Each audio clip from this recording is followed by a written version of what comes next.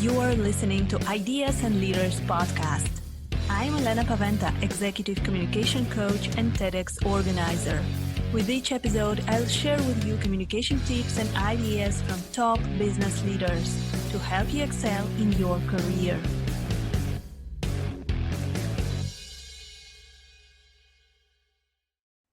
Welcome to the next episode of Ideas and Leaders podcast. Today, my guest is Vanas. He's a digital marketing entrepreneur. He's a founder, CEO of AgencyBox and a mindful agency. He works with some of the top personalities and brands in the world, helping them to dominate their online presence. And today we're going to speak about social media marketing strategies. What should we do to build our personal brands? Hi, Dylan. Great to have you on Ideas and Leaders. Hey, yeah, thanks for having me. So, Dylan, I know that you are an expert in building personal brands online, in creating social media strategies. But can you tell us, how did you get to this point? How did you get to start all of those businesses? Yeah, so I started a marketing agency about 6 years ago, and really it was like a local lead generation agency. So I was going out to working in the real estate space, working with real estate agents, home builders, apartment communities, and getting them leads effectively, running their social media. But then, like, while I was doing that, I started to see this kind of need where people who were successful in the real world. So imagine, like, someone who just sold their company for a couple $100 million, or, maybe they're a really known speaker, but the thing is, online, their digital presence didn't match up. And so I saw that there's these people, they have a lot of money, they're successful, but the digital world has no idea who they are.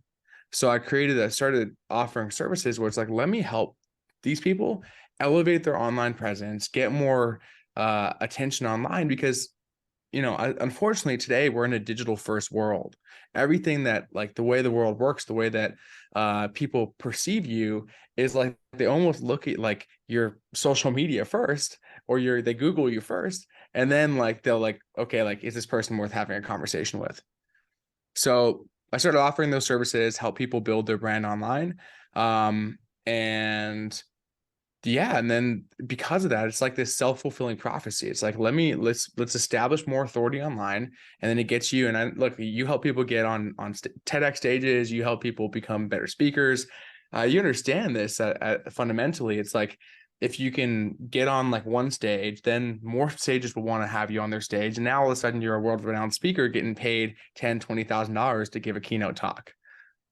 Yes, absolutely. This is how it works. And also they say that if you're not online now, you don't exist.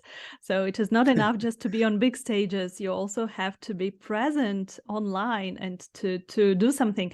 But, I think that many people, they are overwhelmed with all of the, social media channels, with everything that is going on.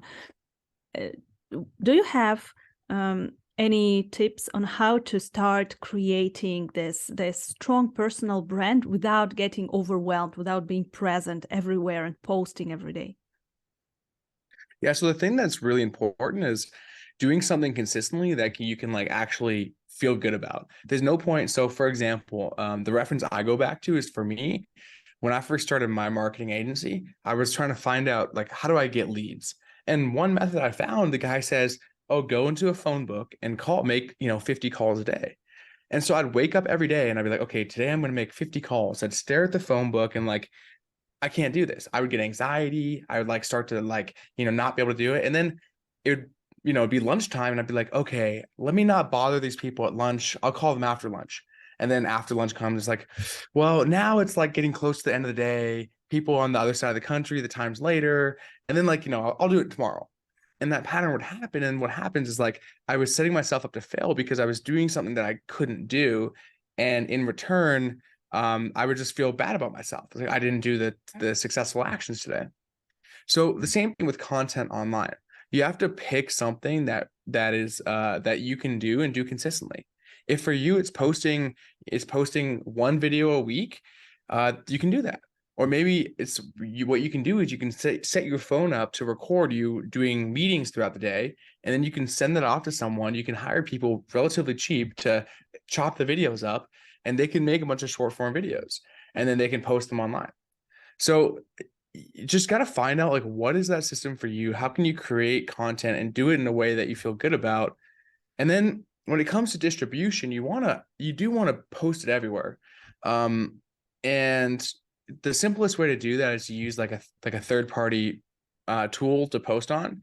The one I use is called Sprout Social. It's a little bit more expensive. It's for like enterprise level companies, but there's one called Content Studio you can use, or Buzz. Like there's a whole bunch of them. And you just connect all your social media accounts. You post the video once. You can schedule months in advance. And it's just the best way to have content going out consistently. Now, what's going to happen is you'll see, okay, like on YouTube, this video got 1,000 views. On Instagram, it got 30 views. Like maybe YouTube is the platform. And eventually you can start to kind of craft your content, and you grow on like one platform. But don't try to grow on every platform. In fact, no one is on every platform. Everyone usually starts on one platform, they grow their audience, and then the audience overflows to the other stuff. So that's kind of the way I look at content. Yeah.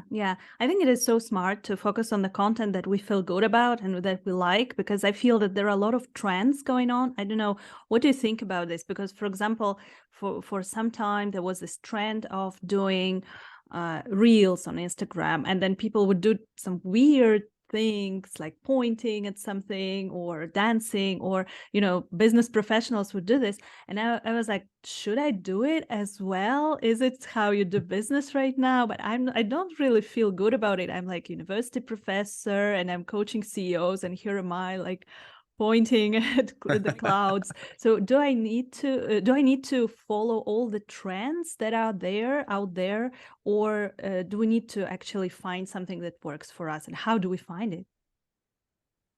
Yeah, good question. I guess if you're following trends, that is one strategy. Like I see people doing it successfully. But as a high level entrepreneur, as a university, in the world that we're operating in, you don't really want to just be a follower. You want to be a leader, right? And so with that, like, why would I just jump on these trends and just do what everyone else is doing? Because what happens when you do what everyone else does, you get what they got, which isn't very much. And so the thing is like, let's do our own system. Let's craft our own story and our own path.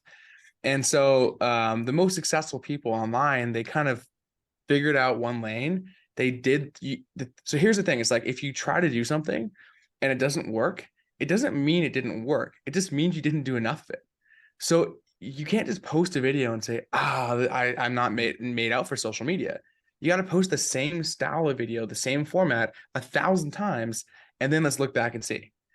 And the thing though is like, people are always so here's the psychology behind it, why people follow trends. They believe that there's some kind of formula to the algorithm, that if I follow these trends that are viral, my likelihood of going viral increases. The reality is the opposite. And the thing is, with the algorithm, it's changing literally every single week. And so if you try to chase the algorithm, you're never going to crack it. The core fundamentals of social media is what? It's create high quality content that people want to watch. These platforms are not trying to get your videos a lot of views. They're trying to find videos for their viewers to enjoy. So once you understand that and you just make high quality content, you do it consistently, and you forget about the algorithm because you'll never know what's happening, your likelihood of actually succeeding online is going to significantly increase. Yeah, so we need to focus on what gives value to people, and not what is trendy right now. I really love it. So what are the current trends right now? What works? What do you see works in the social media world? Reels, videos, quotes, or I don't know, what would you recommend to an average entrepreneur who is listening to us, to what to invest in, which platform and which tools? Yeah, so you need to be doing video-based content, vertical video-based content. That's it. So the cool thing about it is you can flip your camera around and you can do a selfie like with your camera, and you can just upload it. It's really simple. Now the thing is on all these platforms, YouTube, TikTok, and Instagram, they will show your content to people. And so, for example, I started a new Instagram page a couple weeks ago, and I'm just gonna take a look and see. I have a couple videos on here that got like 10,000, 15,000 views. It's a brand new page. I was just testing to see, hey, what's gonna happen if I create a new page? And so what I know to be true is that whether it's a new page, an aged page, your account you've been growing for 5 years, your chances of going viral and getting content that blows up is the same. So what you have to do is just create content, but it's less about the quality, unfortunately, right now, and more about the quantity. And I'm being careful in saying this because it scares a lot of people. It's like, hey, you got to post 5 times a day. Like, that's a scary thought to look at. But I have a tool I use. It's called Rival IQ. I basically just put in all the people in my industry, and I watch their social media accounts, and I can see why some people are succeeding, other people are not succeeding. The guys at the top, they're posting 5 to 7 times a day. The guys and the girls at the top. And then you can kind of see the sliding scale of people who are like not as big, but like down the path. And it's literally just comes down to quantity. I live in Las Vegas. We have something very famous here called the Las Vegas Strip with casinos. And so I have a casino reference for this, which is if you're going to play a slot machine, you go in, you put a quarter in, and you pull the thing and you hope to win, right? Well, the thing with social media is it's effectively the same thing. You're posting up a piece of content, you're hitting publish, and you're hoping it's going to go viral. The thing is what if you were in a casino where the slot machines were free and you could play as many as you want? That's what social media is. And so if you can mass distribute content or put out a lot of quantity, you're effectively playing the slot machine for free, and you're getting the opportunity to have it reach a wider audience. Yeah. So for the entrepreneurs who are just starting, or maybe not at the level of posting 5 times a day, what would you recommend to focus on? So you said the vertical video-based content is what we should be doing. And which platforms, and what works for you, for example? Here's like here's a couple of tactical things. One, if you can only pick one platform right now, pick YouTube Shorts. You have a big opportunity there. You might have 5 videos that you post that get like 3 views, but then one video you could get 50,000 views. YouTube Shorts, I believe, has the best opportunity right now. Secondly, the content you should be posting is just giving value, but what's really important is the hook. So the first 3 seconds of the video, and most people who are dabbling in social media, they understand this stuff. But the thing is, they did a study on this. The average internet user has an attention span of 2 to 3 seconds. So you need something happening every 2 to 3 seconds. That first 2 to 3 seconds is the hook. So and you should call out your audience. So let's say you're looking for, you're working with coaches, life coaches. Like, you would say, hey, if you're a life coach struggling to get new clients, listen to this, and then cut. And then here's 3 tips for life coaches to scale their business, cut. And then you go next one, cut. And it's like, you got to go fast paced. You got to provide value, and you just got to play into it. So first 3 seconds matter. Yeah, this is exactly what I teach my clients when we are working on TEDx speeches, because when you're speaking on a big stage, this is the same. If you don't hook them in the beginning, then people just stop listening to you because they don't have such a attention span, especially for the talks where you have like 15 minutes and you publish it online. You just cannot afford to lose them so that they click on another YouTube video, right? You want to get them interested from the very beginning. So yeah, I can very much relate to this. Great. So YouTube Shorts, you're saying, works great. Video-based content, and if we can use any software for posting on multiple platforms, then this is also what you recommend. Can you repeat those platforms that you mentioned, where we can post Yeah, on multiple? yeah. The one I used for a long time is called Content Studio. It's Mm-hmm. like $20 a month, and you can put your company on there. We use a different one now, but the one I use now is like $500 a month, which isn't real for most people. Mm-hmm. Okay, yeah, great. So I think that I can really recommend our listeners to have a look at those platforms, at this software, and to see how we can use different platforms without getting overwhelmed, because this is what I think is stopping many people from starting to build their personal brand. So what advice would you give to people who are looking, who want to build their personal brand online, but they're kind of hesitating? They don't want to be exposed online. They are maybe afraid to show themselves on video, but they still kind of want to go ahead, but they are hesitating on how to start with this. So what would you recommend? So my thing was, for me, the longest time was like, I don't want to do this because what are the people that I grew up with going to think? What's like the cute girl from high school I had a crush on going to say? Like all this stuff. Yeah. And then I learned about this one thing. And that one thing is that when I go into my insights on social media and I take a look right now, I'll go ahead and see. And I can actually I'll tell you right here. I've got, over the last 30 days, 430,000 people have seen my stuff. Of that, uh only 12,000 of them currently follow me. What that means, that's like 2.5% of the people who saw my stuff in the last 30 days follow me. The people who follow you don't care about you. I'm sorry, they just don't. So I create content for new people who don't already know me to draw them in. The likelihood of, and by the way, these people that do follow you and see it, they don't care. They're too busy focused on their own life. They're too busy with their own insecurities. They're too busy with their own BS to even care about you. So that's really like the first thing. The second thing is like, this is the world we live in now.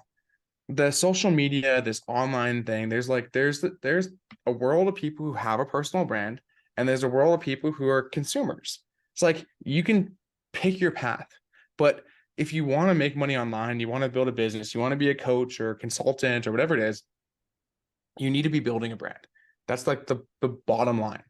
And it opens up so much opportunity where your life just becomes so much more joyful and exciting and happy because you are living on this path.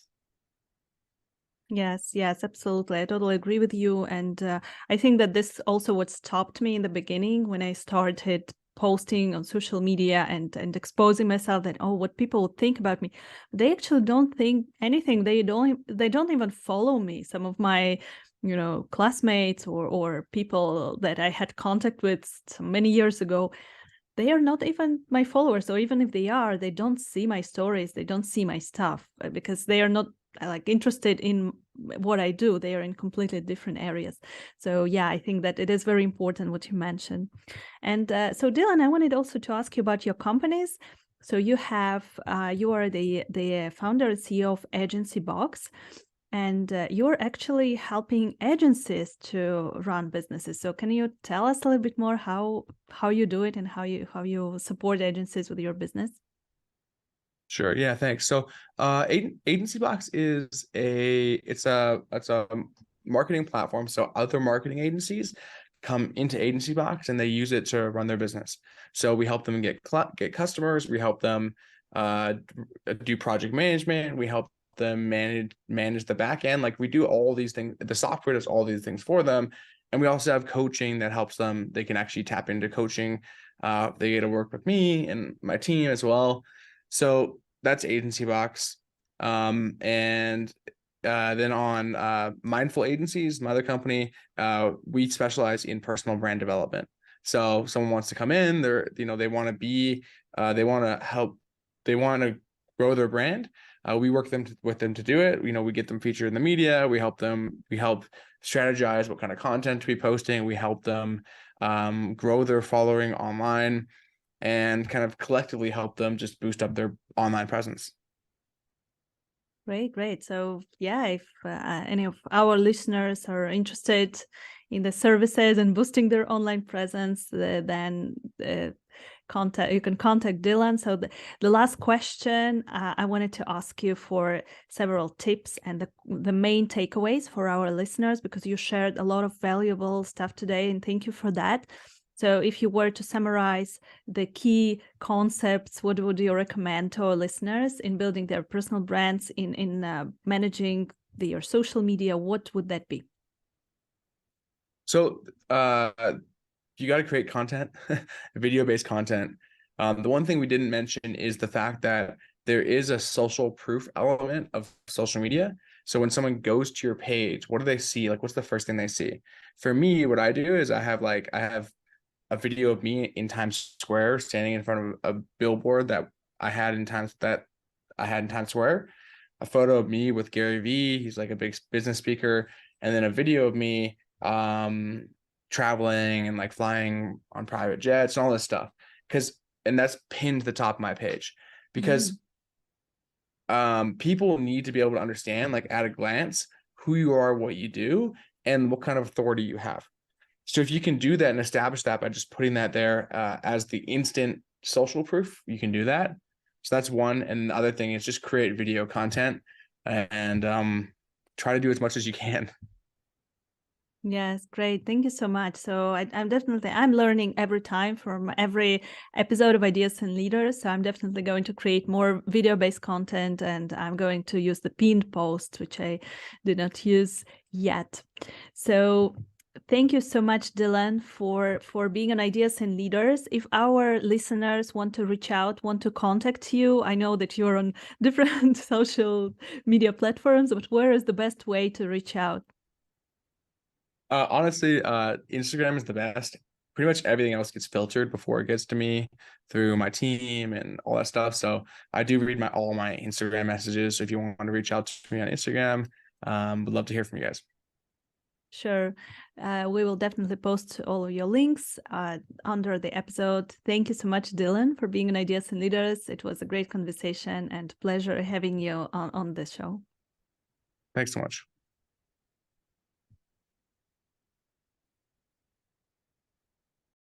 Thank you for listening to Ideas and Leaders podcast.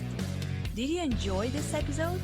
Let me know that you listened by tagging me in your LinkedIn profile and using a hashtag Ideas and Leaders. See you in the next episode.